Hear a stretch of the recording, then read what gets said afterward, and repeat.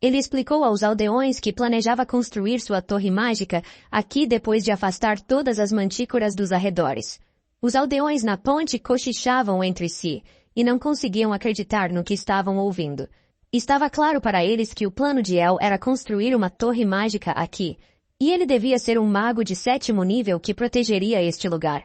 Alguns queriam acreditar nisso, enquanto outros questionavam essa intenção. O Capitão Maider não hesitou em perguntar a El diretamente o que aconteceria com eles de acordo com seus planos. El imediatamente reconheceu que a pessoa diante dele devia ser o líder desta vila. Ele explicou ao Capitão Maider que eles deveriam continuar vivendo como têm feito até agora. Isso surpreendeu o Capitão Maider, e ele abriu os olhos visivelmente, atordoado pelas palavras que saíam da boca de El.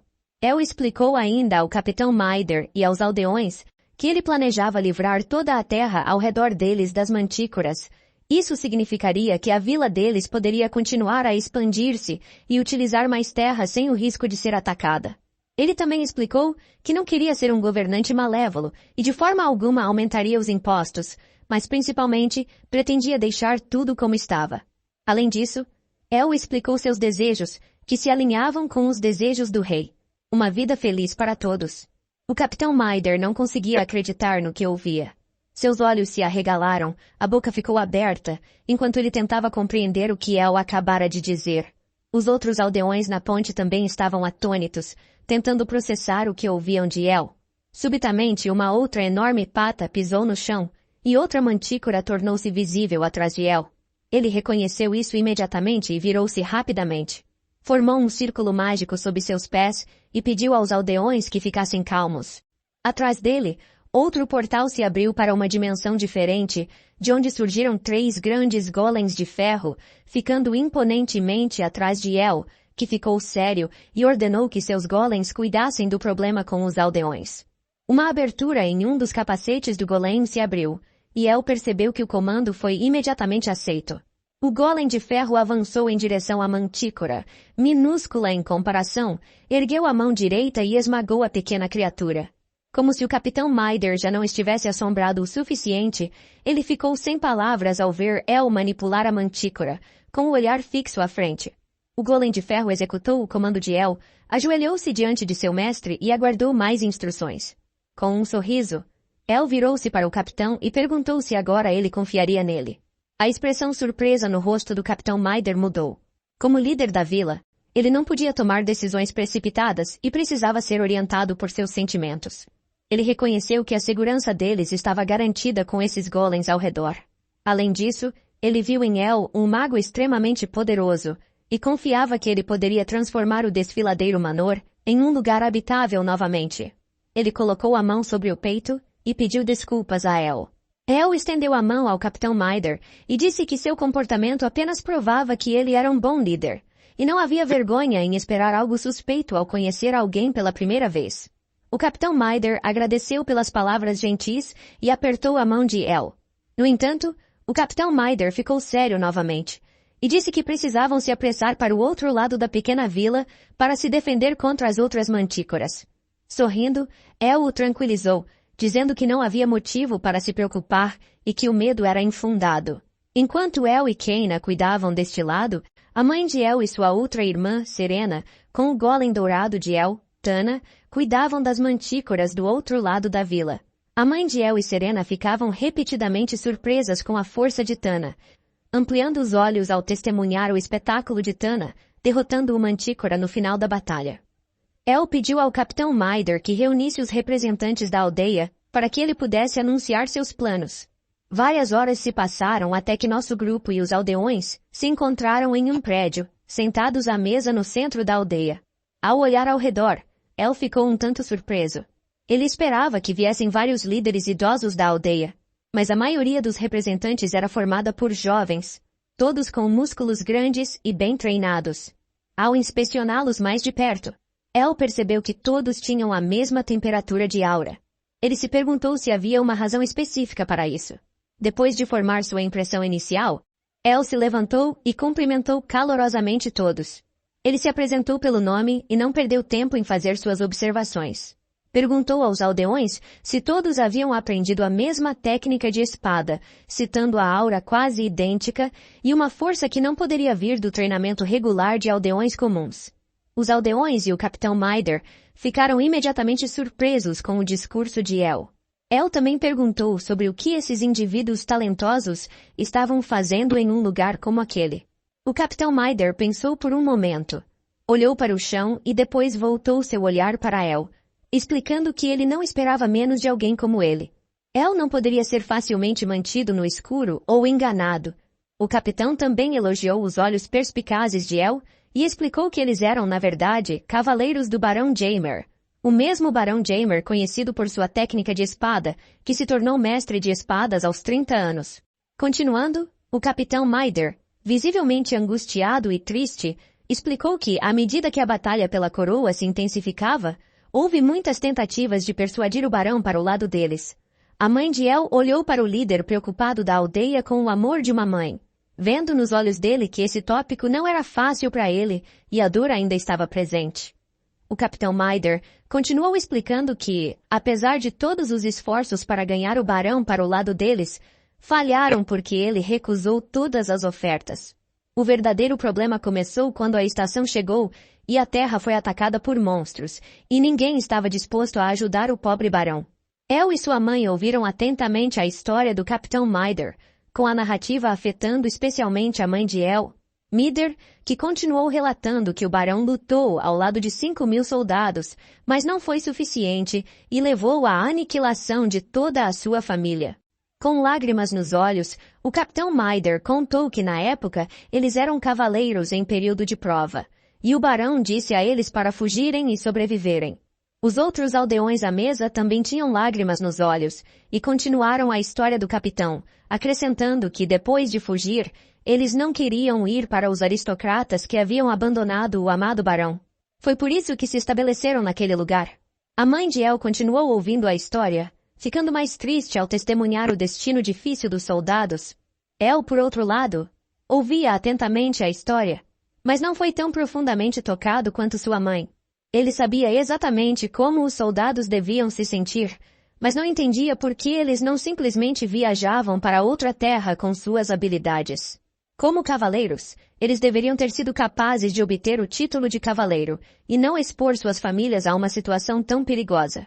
No entanto, ao ponderar sobre isso, El percebeu que precisava reconsiderar seus próprios pensamentos. Ele percebeu que cada pessoa tinha seus próprios ideais e que as circunstâncias em que essas pessoas viviam eram diferentes das suas. Ele olhou para suas mãos e percebeu que precisava resolver a situação deles primeiro para entender a mentalidade deles e as diferenças. Ele olhou novamente para os representantes e explicou a eles que era fácil lidar com os monstros e que isso não era o problema principal. Além disso, ele olhou para suas irmãs e depois de volta para o Capitão Mider, continuando a explicação de seus planos. Ele explicou que seu primeiro objetivo era abordar os líderes das propriedades devido à sua densa população. Isso surpreendeu os aldeões que não podiam acreditar no que acabaram de ouvir. El continuou afirmando que, uma vez que tivesse tudo organizado, queria que os aldeões o ajudassem. O Capitão Mider ficou igualmente surpreso com o plano de El, e perguntou se era possível derrotar o rei das mantícoras.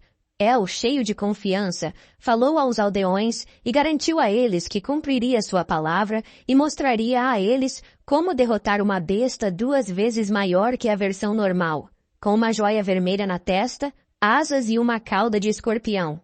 Após resolver seus assuntos com os aldeões, El partiu imediatamente para o próximo passo, dirigindo-se felizmente a um lugar que não visitava há algum tempo. Parado em um penhasco, olhou para baixo para a cidade onde iniciara sua jornada. O sol nasceu no horizonte, lançando um brilho dourado sobre a cidade. El ficou exatamente onde, um dia, olhara para a cidade com sua mãe, o reino de Banzark Cassias, onde a loja Dibel estava localizada. Parecia inalterado, exatamente como estava quando El deixou o reino. Dibel estava sentado em uma mesa, assinando documentos importantes trazidos por sua secretária. Um por um, ele os assinava, processava e depois os entregava de volta à secretária para lidar com o resto. Desde que obteve o direito de vender pedras mágicas de El, a fama de sua pequena loja havia aumentado rapidamente. Ele pensava em El como um cliente crucial e parceiro comercial. Dibel também recordava assistir a El crescer e testemunhar todo o seu desenvolvimento. Perdido em seus pensamentos sobre El, esperava que ele estivesse bem e desejava tudo de melhor para o futuro. Também se lembrou de ler recentemente no jornal que os residentes do estimado Marquês Einhart haviam explodido. Isso imediatamente o fez pensar se El tinha algo a ver com isso. Sua surpresa era evidente enquanto lia o artigo. Antes de El deixar o reino, ele havia perguntado a Dibel sobre Marquês Einhart.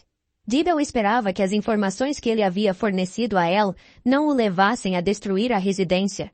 Ele não conseguia encontrar informações sobre a explosão, não importava a quem perguntasse. Juntando as mãos, esperava que El estivesse seguro e vivendo em algum lugar protegido.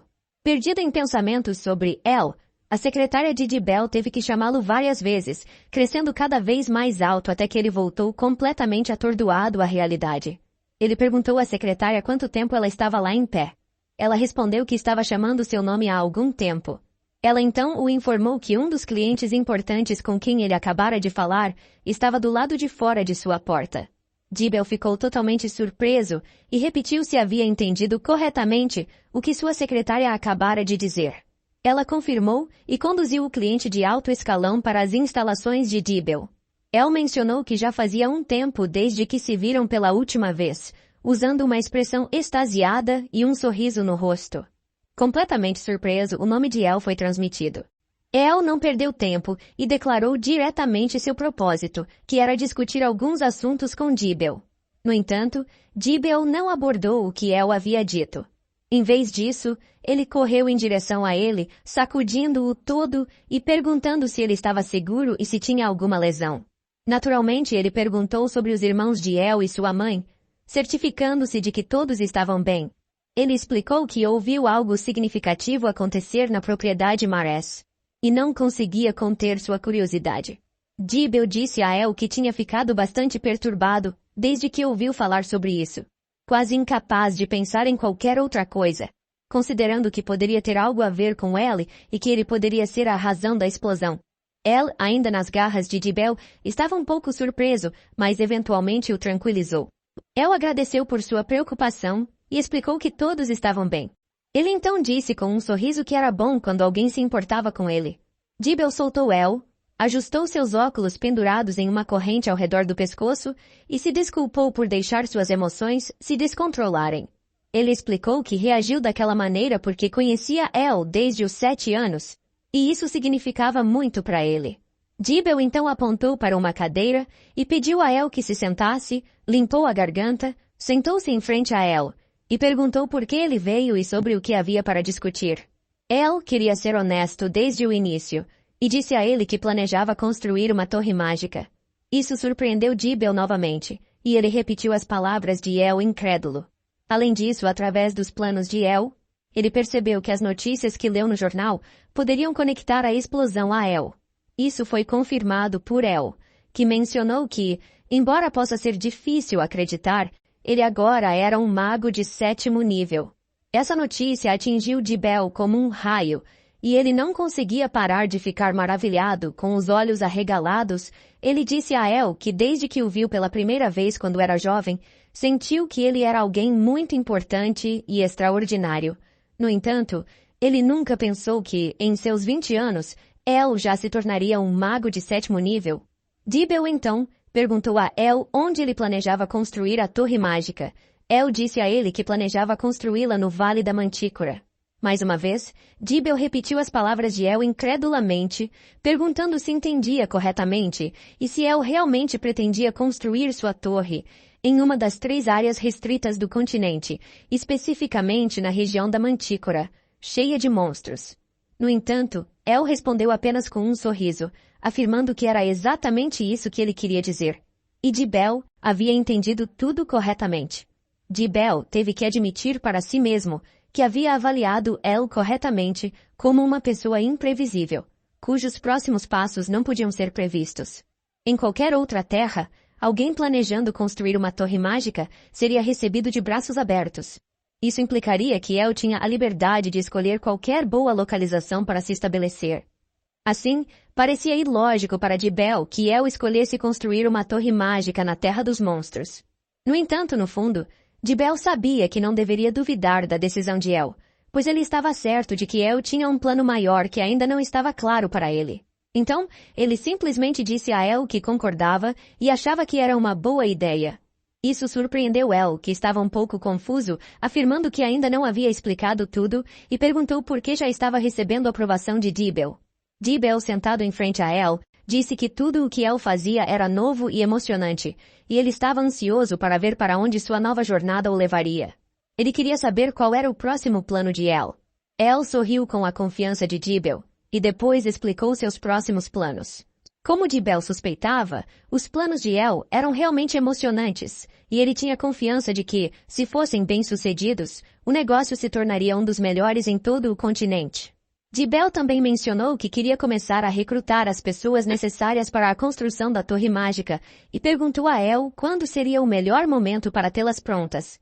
El disse a ele que, quanto mais rápido ele pudesse encontrar as pessoas, melhor. No entanto, com uma expressão mista no rosto, ele também perguntou se seria desafiador encontrar tais indivíduos.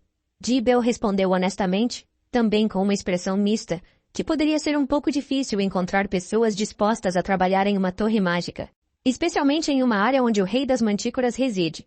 Ao ouvir isso, as emoções mistas desapareceram do rosto de El, e com confiança ele disse que esse problema não existiria mais no Vale da Mantícora. No Vale da Mantícora, havia um pequeno rio com água cristalina para onde a cachoeira fluía. Ao redor da área, havia muitas árvores verdes, e uma brisa suave soprava. Quase ninguém se aventurava neste pequeno local sombreado na garganta, pois era o território do Rei das Mantícoras, que tirava uma soneca à beira do rio. Alguns de seus súditos também se acomodavam nas proximidades, descansando. No entanto, uma energia desconhecida e assustadora despertou o Rei da Mantícora de sua soneca. Ele bocejou, revelando seus dentes afiados e pontiagudos, esticou-se e soltou um rugido aterrorizante como sua primeira resposta, indicando a todas as criaturas em sua vizinhança o mau humor em que estava devido a esse distúrbio. Quando o Rei da Mantícora se ergueu, atingiu uma altura impressionante de 6 metros, cercado por uma aura escura.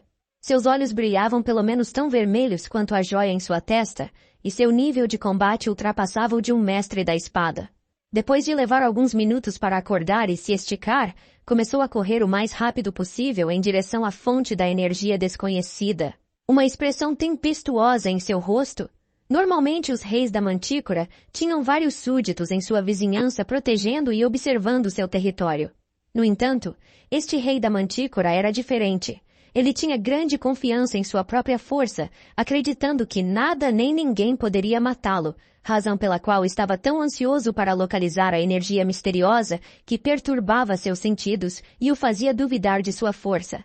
Com toda a velocidade, o grande felino correu mais rápido, pulando sobre obstáculos pronto para enfrentar seu adversário quando chegasse ao local da energia misteriosa.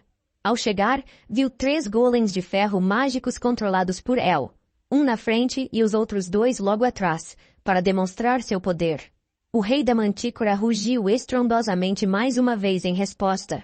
Ela apareceu no ombro de um dos golems, declarando que o rei agora havia caído em sua armadilha. Não foi surpresa para El, pois ele sabia desde o início que o rei não passava de um monstro. No entanto, também não foi surpresa que o rei fosse um monstro, pois para ter tantos outros mantícoras sob seu comando, era preciso ser um verdadeiro monstro para liderar tal rebanho. El também sentiu a densa aura escura emanando do rei. Era tão intensa que até El teve que se proteger e reconhecer o perigo potencial da situação. No entanto, apesar do perigo inerente, o espírito aventureiro de El assumiu novamente, e ele queria descobrir a origem dessa aura escura. Levantando-se de sua posição sentada, El olhou para seu oponente, pronto para começar a descobrir a fonte da aura escura. No entanto, o grande felino, não disposto a se envolver em uma posição não combativa, sibilou em resposta, preparado para se defender e defender seu território. Sem dizer uma palavra, um dos grandes golems de ferro do lado de El avançou em direção ao gato selvagem para ensiná-lo boas maneiras. Ele balançou sua mão direita prestes a desferir um golpe poderoso no gato, mas antes que o golpe pudesse acertar, A mantícora defendeu-se com sua cauda semelhante à de um escorpião, desviando o ataque. Isso até surpreendeu El, que teve que reconhecer os incrivelmente rápidos reflexos da mantícora. Não apenas os reflexos eram rápidos, mas o rabo de ferro conseguiu danificar seriamente a armadura do golem de ferro, deixando-o incapacitado. Reconhecendo a situação, El enviou imediatamente seus outros 2 golems para atacar a mantícora juntos. Desta vez, um dos golems até conseguiu desferir um soco no rosto da mantícora, no entanto, parecia ter pouco efeito sobre o gato, já que a mantícora defendeu-se facilmente contra o ataque com sua pele de ferro. El percebeu que os ataques não eram fortes o suficiente para penetrar essa pele de ferro. Ciente de sua absurda força, o mantícora, não dando a El e seus golems tempo para descansar, preparou-se para um contra-ataque. Ele mordeu a armadura dos golems de ferro e derrotou. Esse era o segundo golem a ser derrotado. Este golem caiu no chão, deixando claro que o oponente de El não seria fácil. O mantícora era um verdadeiro rei que frequentemente defendia seu território e provava sua posição.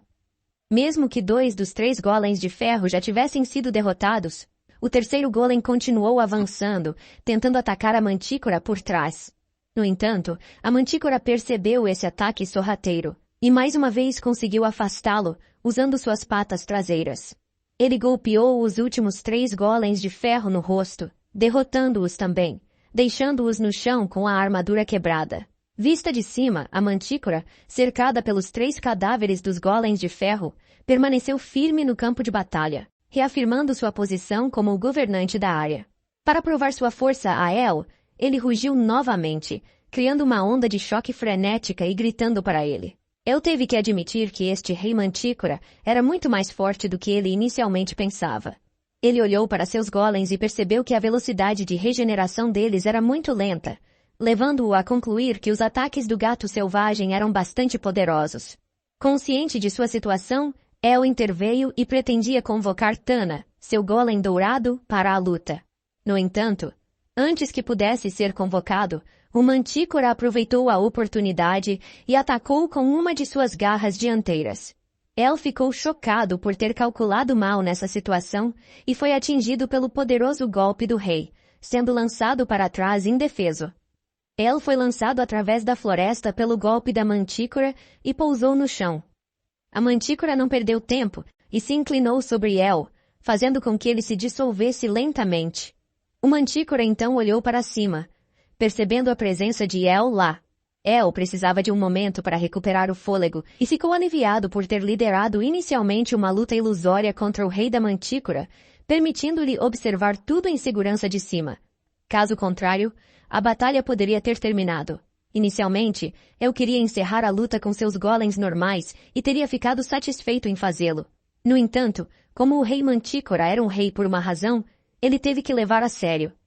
Como seu fantasma anterior não teve a oportunidade de convocar Tana, a original agora realizou essa tarefa. Atrás de El, um círculo mágico se abriu, e debaixo dele, sobre a rocha, apareceu um portal para outra dimensão. Tana saltou para fora, pronta para enfrentar o Rei Gato.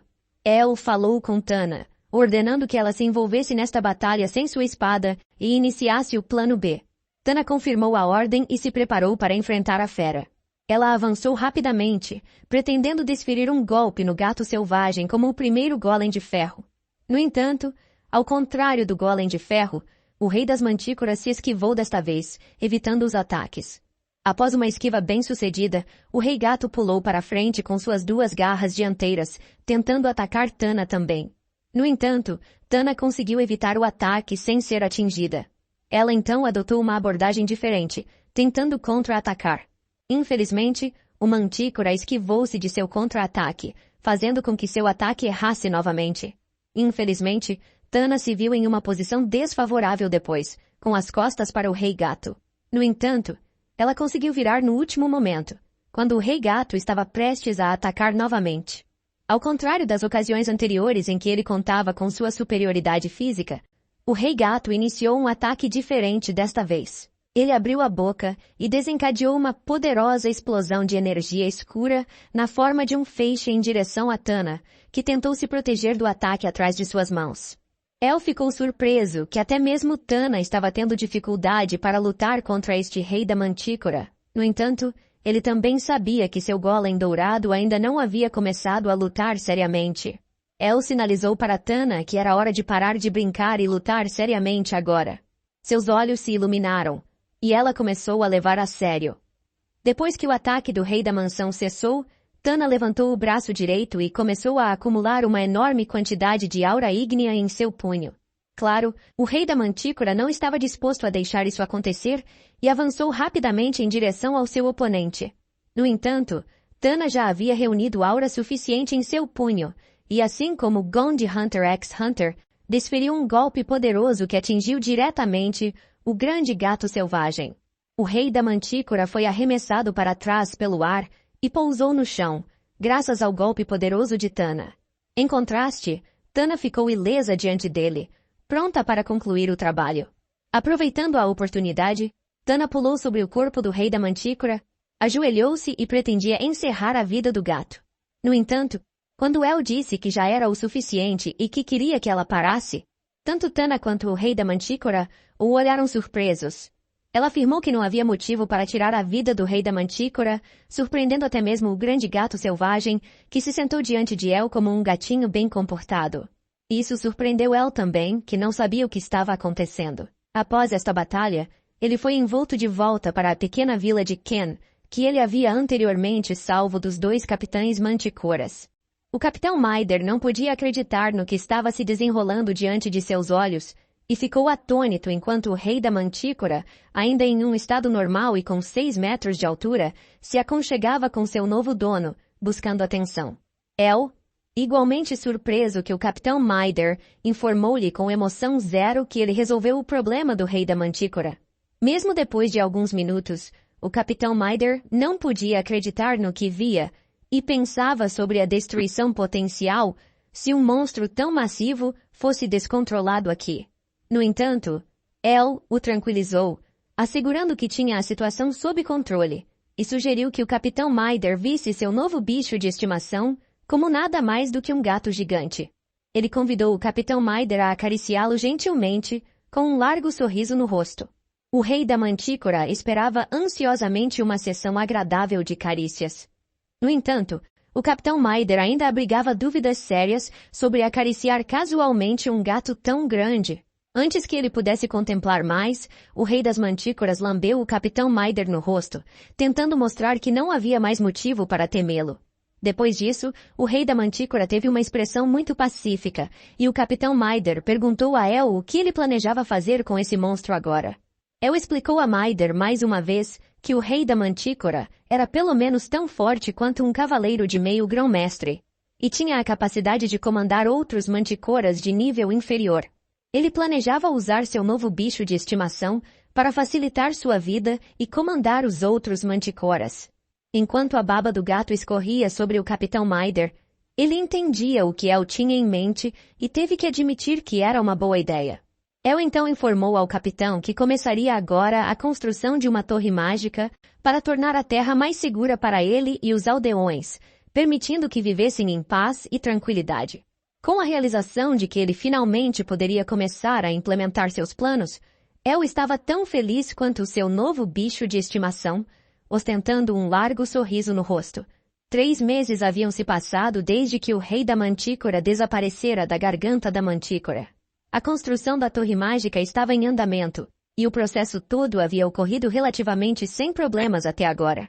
Dentro da torre mágica, um portal de teleportação havia sido criado, ligando diretamente a loja de Dibel à torre mágica. Graças às pessoas que Dibel contratara, os materiais caros para a torre podiam ser transportados rapidamente, enquanto os trabalhadores diligentes estavam ocupados construindo a torre. A mãe e as irmãs de El ajudavam com provisões, e não demorou muito para que a fachada externa da torre mágica começasse a tomar forma lentamente. Era uma grande torre dourada, inigualável em sua grandiosidade, estendendo-se por vários andares até o céu. Ocasionalmente as pessoas se aproximavam da vizinhança da grande torre mágica, olhavam para cima em incredulidade e se perguntavam o que diabos era aquele edifício enorme. Muitos estavam incertos sobre a natureza da estrutura, rotulando-a simplesmente como um grande depósito. No entanto, uma parte crucial dos planos de El agora havia começado. correndo paralelamente à construção de sua torre mágica. O primeiro passo era capturar e realocar os manticoras menores. Muitos desapareceram por conta própria após o desaparecimento de seu rei, dispersando-se na floresta próxima. Ela usou sua magia para capturar os pequenos gatos restantes e transportá-los para outra dimensão. Como isso não era uma tarefa fácil e mudava fundamentalmente a vida na Terra, muitas pessoas estavam fascinadas pelo sucesso do plano de El, trazendo-lhe grande felicidade. Gradualmente, menos manticoras circulavam ao redor da torre mágica de El, e os ataques desses perigosos gatos selvagens quase chegaram a zero. Tornou-se possível construir mais casas nas imediações da torre mágica. Em pouco tempo, uma grande cidade com 15.000 habitantes surgiu pacificamente ao redor da torre mágica. A mãe de El e suas irmãs também notaram esse fato e testemunharam a vida pacífica que antes não era possível. Juntos, sentaram-se à mesa e discutiram como, se não tivessem experimentado eles próprios, nunca teriam acreditado que este território anteriormente fora habitado por gatos selvagens que aterrorizavam as pessoas aqui. Enquanto Serena e a mãe de El falavam sobre a prosperidade da cidade, Kaina apontou que seus planos ainda não haviam sido completamente executados. El concordou com sua irmã ruiva, afirmando que ainda havia muito a fazer antes de terminarem. Segurando uma xícara de café, Serena perguntou qual seria o próximo plano para todos eles. El, que também tomava seu café e aguardava esfriar um pouco, explicou à sua família que os planos daqui para frente custariam muito dinheiro e que a prioridade máxima deles deveria ser angariar fundos para continuar a construção de sua torre mágica. Ele também disse à sua família, enquanto tomava seu café, que agora iria encontrar uma pessoa muito importante. Essa notícia surpreendeu Serena e Kaina, que tremiam, imaginando quem seu irmão poderia estar se referindo como uma pessoa importante. Entendendo como se ele pudesse estar visitando um amante que potencialmente seria concorrência, Serena observou que nunca tinha visto seu irmão assim antes, e se perguntou quem diabos ele poderia estar visitando para falar dessa maneira. Enquanto isso, a mãe de El sentou-se à mesa saboreando o café, e visivelmente satisfeita por alguma peça ter se encaixado em torno de sua família, permitindo que eles desfrutassem da vida agora. O mar ocasionalmente trazia pequenas ondas para uma praia, espumando na bela costa de areia dourada. A água estava cristalina, com apenas algumas pequenas pedras espalhadas na praia.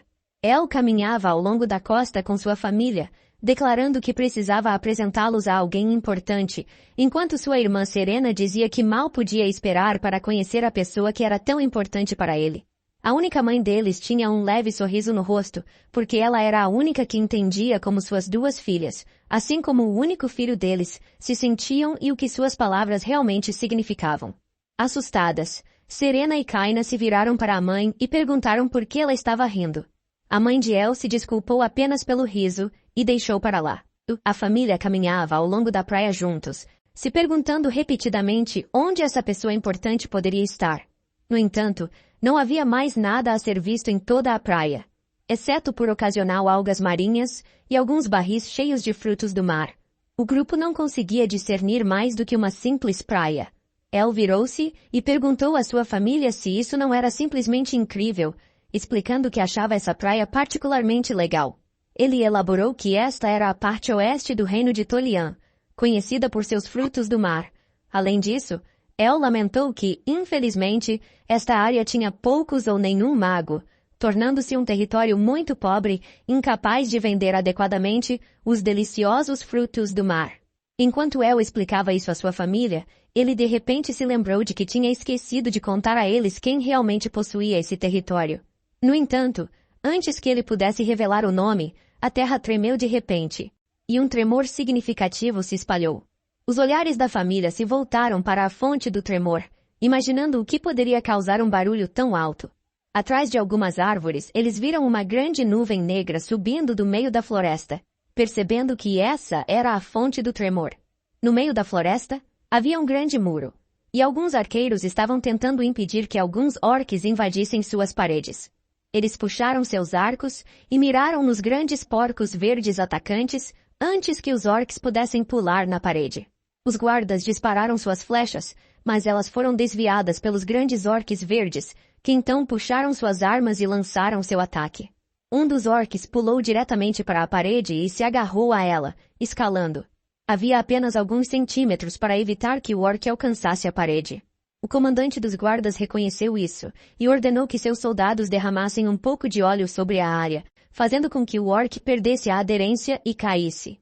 Infelizmente, seus soldados tiveram que informá-lo de que já haviam usado todo o óleo e não tinham mais. Enquanto o comandante contemplava que estratégia de defesa restava, o grande porco se aproximava de seu objetivo. De repente, uma voz ecoou dizendo que ela cuidaria disso, chocando o comandante. Ao olhar para sua direita, uma pessoa apareceu com uma capa levemente amarela, parecendo uma salvadora de última hora. Era Rowelin, que tinha autoridade sobre esse território. Rowelin tinha cabelos levemente rosados, olhos vermelhos e vestia uma blusa azul, calças de montaria e botas. Uma espada pendia de seu cinto do lado esquerdo. Confiantemente, ela falou com seus soldados, instruindo-os a cobri-la. Ela imediatamente pulou na parede, provocaram o orc abaixo e depois saltou da parede para atacar diretamente a área. No ar, Rowelin sacou sua espada e despachou o orc como se fosse nada. Depois, mencionou que os orcs não sabiam quando desistir, e isso era uma característica comum que os conectaria. Continuando a descer pela parede, ela mirou seu próximo alvo, perguntando ao outro orc se ele estava chateado por ela ter derrotado seu camarada antes. Antes que Rowelin tocasse o chão, ela apertou o punho de sua espada, envolvendo-a com uma aura. Em seguida, ela balançou a espada, derrotando o outro orc com um único golpe. Tirando um breve momento para recuperar o fôlego abaixo, ela pediu desculpas aos seus oponentes derrotados por sua vitória e explicou a eles que perder não era um de seus passatempos. Os soldados que seguravam a ponte aplaudiram por sua líder, que havia derrotado com sucesso os dois atacantes. De repente, Rowelin notou algo atrás dela e virou-se em choque, apenas para encontrar outro orc chegando à parede. Este orc havia conseguido alcançar o topo e estava prestes a atacar um dos soldados com seu porrete. O soldado estava tão chocado com o orc que estava paralisado e não conseguia se mover diante de sua morte iminente. À medida que o orc via sua chance e se preparava para eliminar o soldado, uma bola de fogo voou de trás, incendiando o orc antes que pudesse causar danos maiores. Rowelin olhou para cima e reconheceu que essa bola de fogo parecia ser um sinal de magia, perguntando de onde ela vinha. Como antes, El surgiu de repente e se desculpou por possivelmente assustá-la, ainda segurando um pouco de magia residual da bola de fogo em sua palma. Sorrindo, ele mencionou que encontrou exatamente a pessoa que estava procurando desde o início, olhando para Rowelin enquanto El tinha corrido à frente para ajudá-la. Suas irmãs e sua mãe estavam ocupadas correndo pela densa floresta, liderados por Serena, se perguntando onde diabos seu irmão estava, seguidos por Kaina e sua mãe, surpresos que o filho deles pudesse correr por esta densa floresta como se fosse nada. Eventualmente, Serena conseguiu navegar pela densa floresta e emergiu em um claro junto com sua irmã e mãe, ficando encantada por finalmente estar fora da espessura da floresta. A primeira coisa que a mãe de El se perguntou foi se eles viram seu filho. Seus olhares se voltaram para El e ficaram um tanto alarmados. Ela estava dizendo a Rowelin que gostaria de conversar com ela, enquanto suas irmãs também olhavam para Rowelin. Tanto Serena quanto Kaina se perguntavam, ao verem a expressão chocada de sua mãe, se esta mulher bonita era a pessoa importante que seu irmão mencionava, e se El poderia estar falando de amor ao se referir a essa pessoa importante. Rowelin apontou sua espada para El, perguntando o que ele queria ao dizer que gostaria de conversar e lembrando-o de que este era o primeiro encontro deles. Ela também o advertiu para não dar um passo errado. Imperturbável e sem emoção, ela admitiu que provavelmente cometeu um erro e explicou que estava apenas animado por finalmente vê-la pessoalmente. Ele então se apresentou com um sorriso, dizendo a Rowelin que era um mago do reino de Tolian, e que havia vindo hoje para discutir algo com eles. No entanto, Rowelin não mostrava sorriso algum e questionava El sobre por que deveria acreditar nele, exibindo uma expressão muito hostil. Em resposta, El liberou sua magia, criando um redemoinho de sua magia em direção a Rowelin. Sentindo a mana de El, Rowelin teve que reconhecer que a mana que ela sentiu estava em um nível completamente diferente e que essa força não poderia vir de um mago comum. Percebendo que El provavelmente não estava mentindo e dizendo a verdade, Ela guardou sua espada, colocou a mão no peito, pediu desculpas a El, explicando que tinha sido um pouco rude, mas apenas queria proteger seu território, e então pediu perdão. Logo depois, Roelin sugeriu continuar a conversa em outro local e convidou El e sua família para sua casa. A residência ficava em um penhasco, oferecendo uma vista impressionante do mar azul espelhado. Ao chegarem à residência, Roelin serviu chá para seus convidados, enquanto se desculpava por não ser um chá especialmente caro. Os protagonistas não se importavam, já que o chá estava delicioso. A mãe de El até elogiou o aroma do chá, expressando surpresa com o quão bom estava. Mesmo assim, Roelin se desculpou novamente por não poder oferecer mais confortos aos seus convidados. Diferentemente de sua mãe, El estava mais cético. Ele reconheceu que o chá era bom, mas também sabia que poderia ser facilmente comprado, e não havia nada particularmente extraordinário no castelo. Até o traje de Roelin era simples e comum. El percebeu que a situação financeira deste território era pior do que ele inicialmente pensava. Roelin perguntou diretamente aos seus convidados por que eles tinham vindo visitá-la hoje. El respondeu e explicou que este território governado pelo Conde Luvius tinha sido atacado não apenas por orcs, como mencionado anteriormente, mas também por manticoras. No entanto, ele assegurou a ela que não precisava mais se preocupar com isso. Surpresa, Roelin perguntou a El se ele a ajudaria, ao que El respondeu que não precisavam mais de assistência. Isso intrigou Roelin, que se perguntava por que não precisavam mais de ajuda contra tais monstros. El explicou que ele já tinha cuidado da maioria das mantícoras sozinho, e que construíra uma torre mágica na cidade, na antiga região da Mantícora, impedindo quaisquer ataques futuros a este território. A revelação deixou Roelin completamente atônita. Seu semblante era de pura incredulidade, sem palavras para expressar a surpresa que a envolvia. Mesmo após alguns segundos, ela permanecia em um silêncio pesado, presa em um estado de choque palpável. El tentou abordar a condessa em diversas ocasiões, entretanto, esta continuava imersa na mesma estupefação. A mãe de El, observando a situação, reconheceu que era, sem dúvida, um estado de choque avassalador. Poucos segundos depois, Roelin se desculpou pela interrupção breve e voltou a si, embora ainda um tanto cética. Ela admitiu que tinha visto menos manticoras do que o habitual ultimamente, tornando-a mais inclinada a acreditar em El. El respondeu que em breve todas as manticoras usuais desapareceriam lentamente. Os olhos de Roelin se encheram de lágrimas, e ela agradeceu a El, dizendo que era uma das melhores notícias que ouvira em anos. Mal conseguia encontrar palavras de agradecimento, quanto mais uma maneira de expressar sua gratidão. El ficou chocado com a gratidão que recebeu, mesmo sem ter chegado ao ponto principal de sua conversa. Ele pensou sobre o que realmente queria contar a ela, mas ficou aliviado por poder ajudar novamente. Ansioso para ver como Roelin reagiria quando ele contasse sobre seus planos de fortalecer a família dela em todo o reino, El ainda não conseguia responder quando a mãe deles interveio. Ela explicou que o pai de El era da família Luvius, e que estavam principalmente ali porque El parecia muito preocupado em pertencer a essa família. A mãe ainda explicou que o pai de El era Rheon Luvius, tornando-os provavelmente primos. Essas revelações surpreenderam Roelin. Ela confirmou que Rheon Luvius era realmente parte de sua família, e explicou que Rheon havia protegido este território dos monstros, até o dia em que foi sequestrado e declarado desaparecido. Roelin ficou chocada novamente com essa notícia, e precisou de um momento para processar que Rheon tinha um filho. Aliviado por ela ter aceitado bem essa notícia, El expressou sua crença de que o fato de serem parentes os tornava uma família.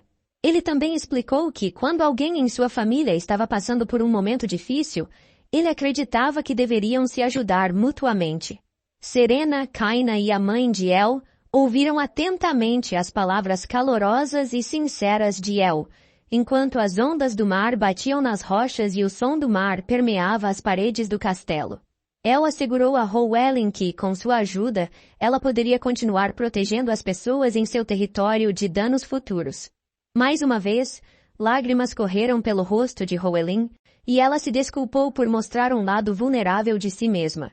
Encorajadoramente, a mãe de El disse que achava Roelin uma pessoa excepcionalmente legal, mesmo que derramasse lágrimas no momento. No entanto, Roelin discordou, insistindo que a chamassem pelo primeiro nome, já que as pessoas geralmente a tratavam com seu título de condessa por cortesia. A mãe de El, sendo especialmente empática, aceitou prontamente a oferta e se apresentou pelo primeiro nome, Silfir. Serena, Kaina e El também se apresentaram mais uma vez, todos usando expressões felizes, contentes por seu membro da família parecer ser uma pessoa legal. Como uma expressão de agradecimento, Rowelin perguntou se estariam todos bem com um convite para um local renomado no território de Lúvios, questionando se apreciavam o mar. Animadas, as 3 mulheres confirmaram com entusiasmo, demonstrando ansiedade de ir à beira-mar. Rowelin piscou para elas, sugerindo que o clima lá fora estava favorável e convidando-as para um breve passeio. A água estava cristalina como sempre, e ondas suaves rolavam para cima e para baixo na costa. Enquanto a mãe de El, Serena e Kaina caminhavam ao longo da praia, elas mais uma vez se maravilhavam com a beleza do mar, enquanto as 3 mulheres aproveitavam a água fresca e brincavam. Rowelin explicou a El que o mar era o único lugar em todo o território que poderiam se orgulhar. Ela olhou para um dos barris e perguntou a Rowelin se o mar sempre era tão claro e profundo neste local, e se deveria haver muito fruto do mar. Rowelin olhou um pouco surpresa para El, mas confirmou sua suposição. Ela também olhou para o barril transbordando de algas marinhas e explicou a Ellie que tinham tanto fruto do mar que não podiam consumir tudo, então armazenavam em barris como esses. Além disso, não tinham encontrado uma boa maneira de exportá-los. Como sempre, Elle perguntou diretamente a Rowelin o que ela acharia de vender a ele todo o excesso de frutos do mar. Rowelin ficaria um pouco surpresa com o que Ellie faria com todos os frutos do mar e perguntou a ele se estava falando sério e o que ele pretendia fazer. Ele explicou a ela que ela tinha mais frutos do mar do que seria bom para ela e que ela não precisaria se preocupar com custos ou logística de transporte. Ele também explicou que todos os frutos do mar poderiam ser transportados em uma caixa mágica, o que seria fácil, e pediu a ela que aceitasse sua oferta, sorrindo. Rowelin reconheceu que havia um plano específico por trás da expressão de seu primo e perguntou se estava certa. No entanto, ela também aceitou o pedido de El e concordou em fornecer a ele todo o excesso de frutos do mar no futuro. El ficou radiante ao ouvir que seu pedido teve um desfecho positivo. Neste mundo, poções são principalmente usadas para amplificar a energia do próprio corpo e aproveitar o poder regenerativo do corpo para curar ferimentos. Por exemplo, um ingrediente principal em tal poção de regeneração é o sangue de uma mantícora. Para usar este sangue, o templo emprega um método especial de purificação para limpá-lo e torná-lo utilizável para a produção.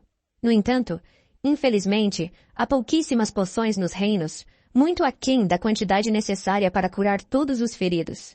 O principal problema é o sangue de uma mantícora, que não pode ser facilmente entregue sob demanda, resultando em dias amargos de leilões nos mercados por este ingrediente.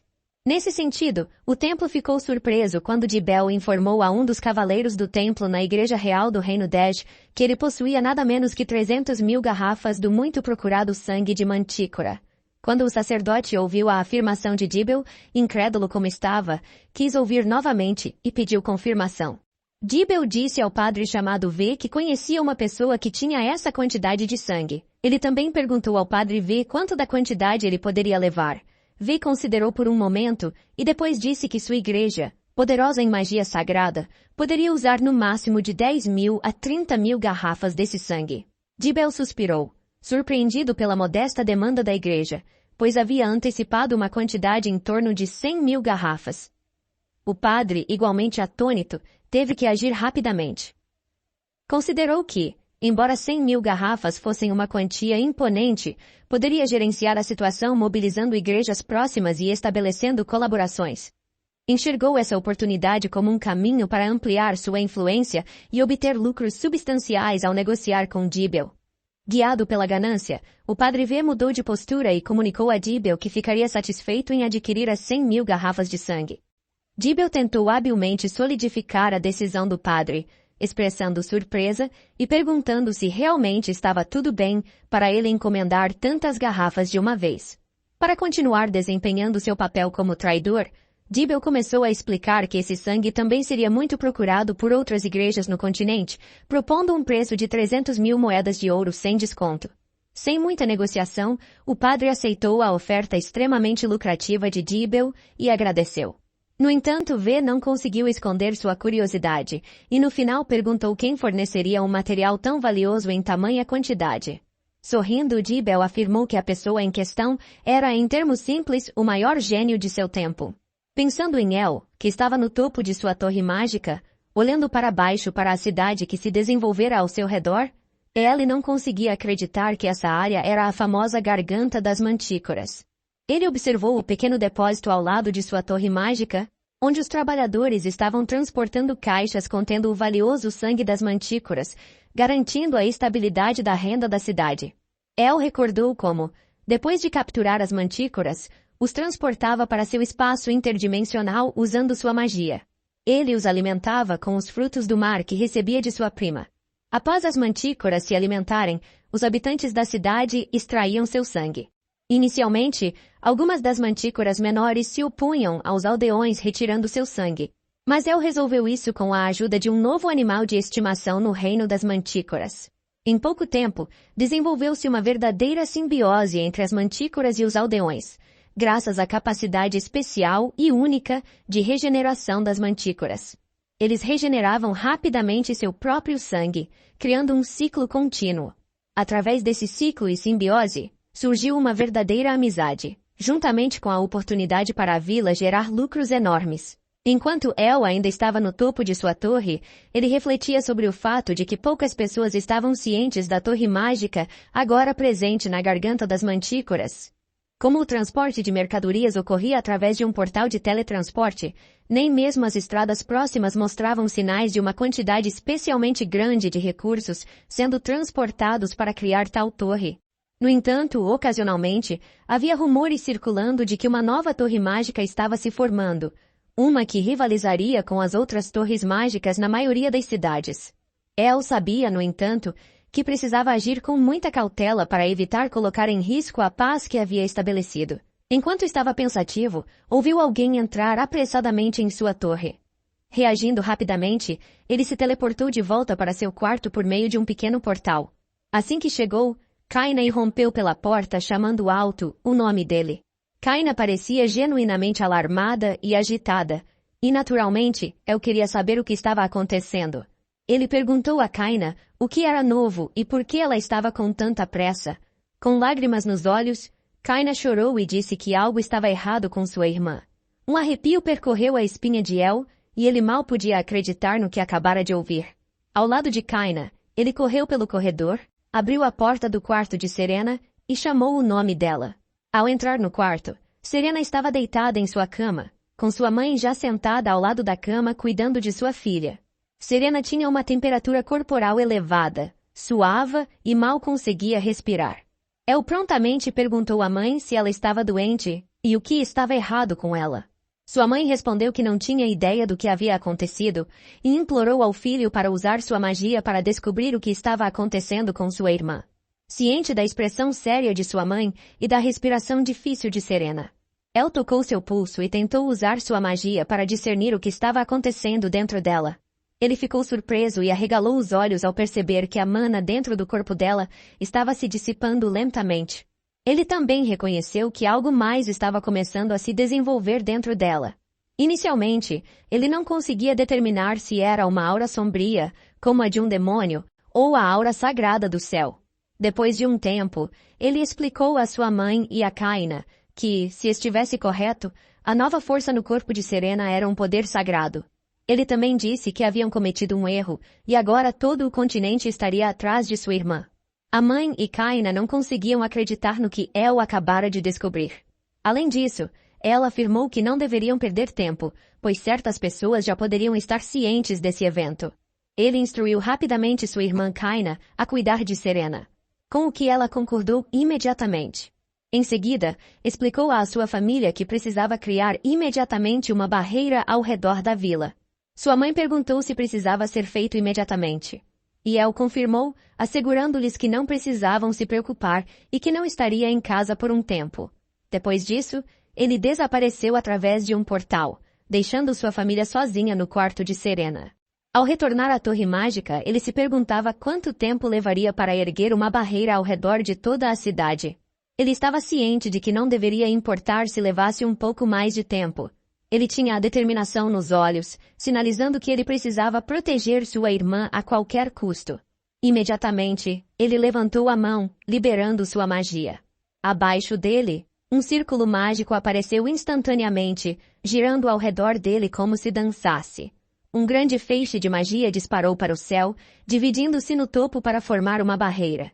A magia cascata formou uma vasta cúpula de vidro ao redor da cidade. Enquanto isso, no reino sagrado de Gaia, no Vaticano, um sumo sacerdote anunciou que o dia que eles estavam esperando tinha chegado. Essa antecipação remontava a 300 anos, desde a primeira vez que receberam uma profecia. Ao lado dos sacerdotes mais velhos, um jovem aprendiz se ajoelhou, ouvindo ansiosamente as palavras de seu mestre. Juntos, eles observaram uma grande fonte de mana brilhante que lhes proporcionava uma profecia sobre a escuridão. A fonte de mana transmitia que o momento de se alegrar, mas também de temer, havia chegado, e que o mundo estava mergulhado em um fluxo constante de mudança. Além disso, os sacerdotes mais velhos e mais jovens maravilharam-se à medida que a profecia continuava, revelando que havia um lugar que nunca fora compreendido e que uma beleza tão brilhante quanto a luz surgiria lá para preencher cada lugar escuro com luz. A profecia também apontava para encontrar uma flor nesse local, referindo-se inequivocamente a Serena. O sacerdote mais velho perguntou ao seu colega mais jovem, Ardimos, se ele entendia a profecia, e o sacerdote mais jovem explicou que a profecia poderia se referir ao planalto de Leviatã, onde as almas das trevas existiam.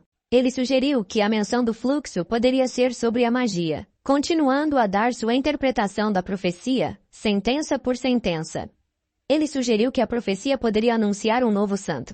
Seu mestre achou a interpretação perfeita e elogiou seu aluno por isso. Subsequentemente, ele os encarregou de anunciar a revelação do santo e declarar que um novo santo apareceria em seu continente. Eles foram instruídos a colaborar com o reino de Tolian e seus cavaleiros. Ele então disse que o surgimento de um novo santo era a vontade de Deus, e seus discípulos deveriam dedicar-se completamente a cumprir essas tarefas. Completamente eufórico e cego pela profecia, ele também deixou claro ao seu aluno que o reino sagrado possuía atualmente o poder mais forte de todos os tempos, e que a chegada de um novo santo era esperada há mais de 500 anos. Enquanto isso, Serena sofria visivelmente, sua temperatura corporal subindo e a respiração se tornando cada vez mais difícil. Kaina tinha lágrimas nos olhos, enquanto assistia a sua irmã sofrendo, esperando que ela superasse tudo. Em contraste, a mãe de El orava para que sua filha se recuperasse. El continuava com o plano de erguer uma barreira para proteger sua irmã, como uma boa mãe amorosa faria. A mãe, que acariciava as mechas do rosto de sua filha, tocou sua bochecha e esperava que ela melhorasse em breve, antecipando o momento em que poderiam se divertir juntas novamente. El, que já estava de volta ao quarto, explicou à sua família que, enquanto isso, a mana no corpo de Serena estava sendo substituída lentamente por poder sagrado. Ele também lembrou a eles que, ao contrário de outros magos ou cavaleiros comuns, Serena tinha uma enorme quantidade de mana em seu corpo, devido a esse imenso poder. Com uma quantidade igualmente massiva de poder sagrado sendo canalizado para ela, essa quantidade era responsável pela intensa dor que ela estava sentindo atualmente. El também afirmou que não poderiam interromper esse processo e que não havia nada que pudessem fazer para evitar que Serena se tornasse uma santa. Ele sabia que o reino sagrado informaria a todos sobre o nascimento de uma nova santa, e era apenas uma questão de tempo antes que descobrissem. Kaina sabia que esse reino sagrado, que reverenciava os deuses, não pouparia esforços para levar sua irmã sob sua custódia. A mãe de El também sabia que uma santa não tinha liberdades e que, em princípio, não faria diferença se ela fosse uma santa ou estivesse no inferno. Ela absolutamente não queria um destino tão infeliz para sua filha e faria tudo em seu poder para garantir que sua amada filha não levasse uma vida tão infeliz. Quando Kaina sentiu os pensamentos amorosos de sua mãe, ela tomou a decisão de fazer tudo o que pudesse para proteger sua irmã preciosa. Eu queria fazer tudo para salvar seu amado membro da família desse destino, e ele tranquilizou sua mãe e irmã, dizendo que conseguiriam proteger Serena. De repente, um pequeno som encheu o quarto, aproximando-se de El até se transformar em uma carta mágica. Ao olhar para a carta, El reconheceu que parecia ser do Palácio Real. Curiosa, a mãe de El perguntou o que o Palácio Real queria e se algo especial havia acontecido. Enquanto El lia a carta, explicou à mãe que o Palácio Real o convocava para participar da Conferência Real. Cética, sua mãe perguntou por que ele, entre todas as pessoas, deveria participar da Conferência Real. Ao que El respondeu que não tinha ideia, mas sua única suposição era que poderiam querê-lo para anunciar oficialmente que construíra uma nova torre mágica e que declararia sua aliança com o terceiro príncipe para fortalecer a facção Essen. No entanto, El também sabia que as torres mágicas tradicionalmente mantinham uma posição neutra em relação a um reino, e esse convite potencialmente não traria mudanças aos seus planos. Preocupada e triste, a mãe de El olhou para cima e perguntou o que ele estava planejando novamente. Um tanto satisfeito consigo mesmo, ele olhou para baixo e partiu, dizendo à sua mãe e irmãs que voltaria em breve e que elas deveriam cuidar de Serena nesse meio tempo.